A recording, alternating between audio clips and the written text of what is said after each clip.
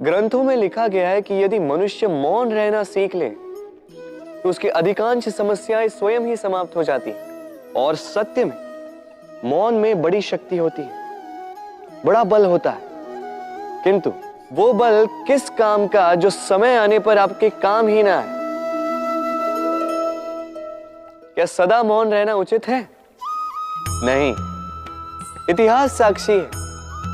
संसार में अधिक विपदाएं इसलिए आई क्योंकि समय पड़ने पर मनुष्य उसका विरोध नहीं कर पाया, मौन रह गए। यदि मौन रहना शस्त्र है तो उसका सही समय पर उपयोग करना भी आवश्यक है। यदि अकारण मौन रहोगे तो बुरे तत्व उसे सहमति समझ लेते, फिर धीरे धीरे वो आपका स्वभाव बन जाता है, आपका अभ्यास हो जाता है और फिर आपका व्यक्तित्व एक साधारण से पाषाण के भांति बन जाता है।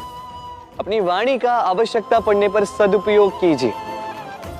वाणी को कब वश में रखना है और कब मौन नहीं रहना है, इससे भी अधिक महत्वपूर्ण है यह समझना कि उसे कब तोड़ना है।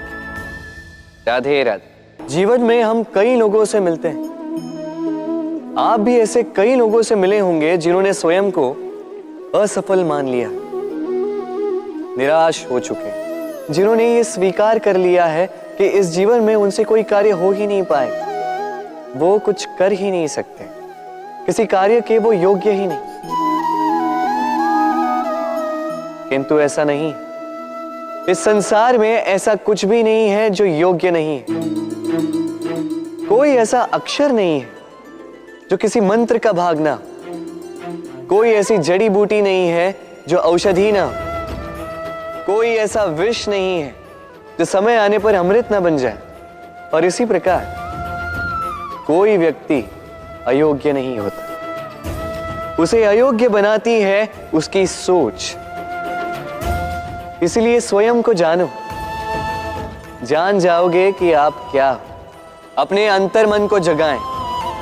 आप देखेंगे कि जिस संसार की नींव ही बनी है आशा से, उस संसार में निराशा, हताशा और हार जैसा कोई भाव अस्तित्व ही नहीं रखता। राधे राधे।